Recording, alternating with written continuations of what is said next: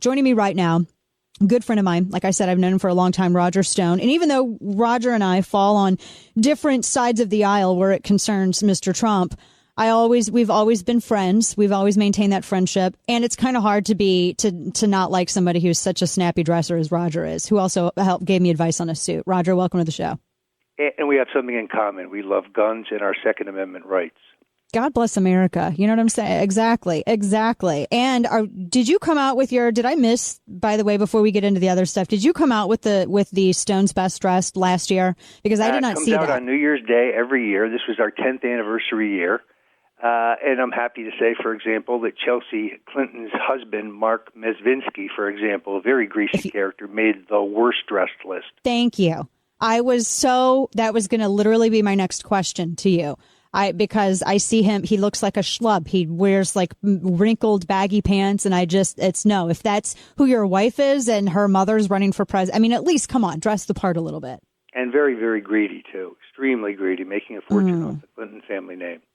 Yeah, well, I think we would all agree on that. Let's look at some of this primary stuff going in. I was just talking with the folks and explaining, because we were looking at this Louisiana story with Trump and Cruz coming out each with 18. And it is, Roger, it is with all of these states, it is like a giant Rube Goldberg machine, how they have all of these different rules. I mean, and it can be really difficult, which is why it's so incredibly important to have really good people on the ground, have a really good ground game. And I was talking with the head of the Louisiana GOP, and he was saying that, one of the Trump delegates, they had some Trump delegates and they had some Trump people who were in the room because there was all this talk of a secret meeting. Do you think, because I know that in the beginning, one of the things that Trump had admitted was that, I was kind of losing it on having a good ground game. Do you think this is one of the things that he needs to improve on, is making sure he's got these inroads with all these different state parties? Well, I think it's fair to say that his entire campaign strategy model was very different than anything we've seen before. He basically chose a free media campaign, a campaign of communications. And they were spending enormous amounts of television, both for his opponents and against him, seemed to have no impact. Superior organization and ground game in the states had no impact, and Trump ran the primaries by and large. Now you're in a phase of the campaign where you pay some penalty for running an anti-party, anti-establishment campaign that was not top-heavy with personnel in the states, in that you have these arcane delegate processes. That's why the announcement yesterday of Paul Manafort, who in my opinion, not only is my former partner at Black Manafort and Stone, but the finest convention and, more importantly, delegate technician in the Republican Party. So Manafort is handling delegate collection, presumably from the day of his announcement forward. That includes all primaries, caucuses, conventions, meetings. He's got a Herculean task to build, to take the existing Trump team, try to get them some help.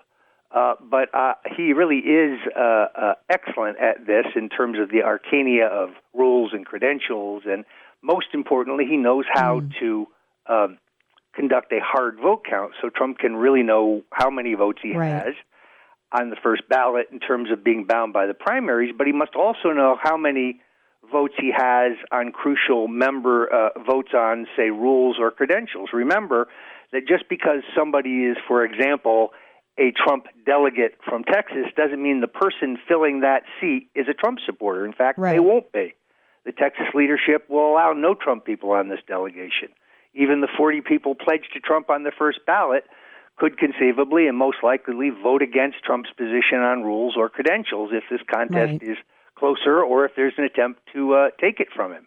So this sounds like it's going to be exciting. Manafort, it's going to be the first contested convention since 1976. So that's what I was going to ask you. You think it's going to be contested? I'm sorry, go ahead. I was going to say, you go right into, no, I didn't mean to interrupt, but you were going right into what the next point that I was going to get to is that as soon as I saw that he brought Manafort on, I was like, oh, well, the Trump camp thinks this is totally going to contest it.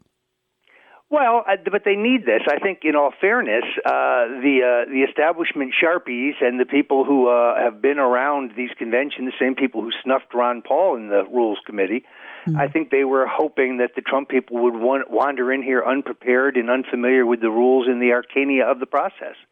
Charlie Black is my other old partner, is heading delegate operations and floor operations for John Kasich. He knows what he's doing. He's very skilled and he can count.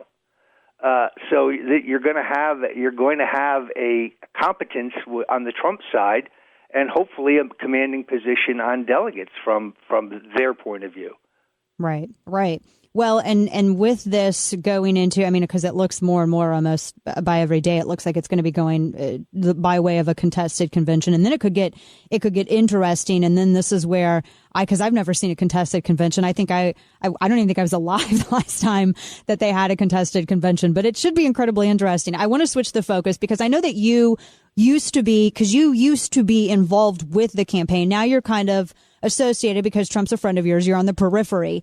And I have to tell you, I think that things operated differently when you were involved. I was watching this story with Corey Lewandowski today, watching his campaign manager, Trump's campaign manager. He was turned himself in this morning, arrested for battery charges. And I know that there are some people in Washington that maybe perhaps wish Trump would have had a different campaign manager. I don't know what your thoughts are on this, but I will say I've noticed a marked difference from the point when you left the campaign. I don't know if you've seen that or what your thoughts are on this. Well, look, Trump is his own strategist. Trump is his own wordsmith. Trump is his own speechwriter. And Trump has devised an ingenious and highly successful campaign for president, breaking every possible rule that I've known and learned in politics for 40 years.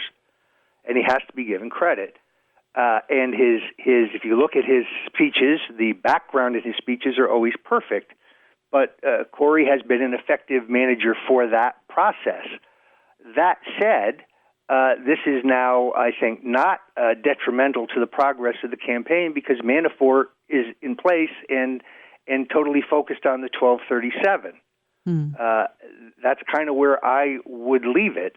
Whether Corey chooses to step down, whether he stays in his position, Trump, I see, has already tweeted supportive tweets. I don't know how this plays out in the end, but right. I have new confidence in the Trump campaign because of Trump's decision to announce the appointment of Manafort.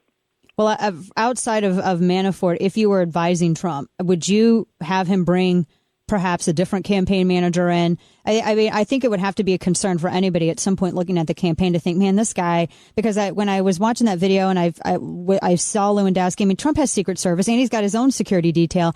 I don't know why he was acting as Trump's bodyguard in that situation, because you could see Secret Service. I mean, I don't discount those guys. I mean, they do amazing work and they were assessing everybody right there. It just seemed weird that was the position that he insisted on inserting himself.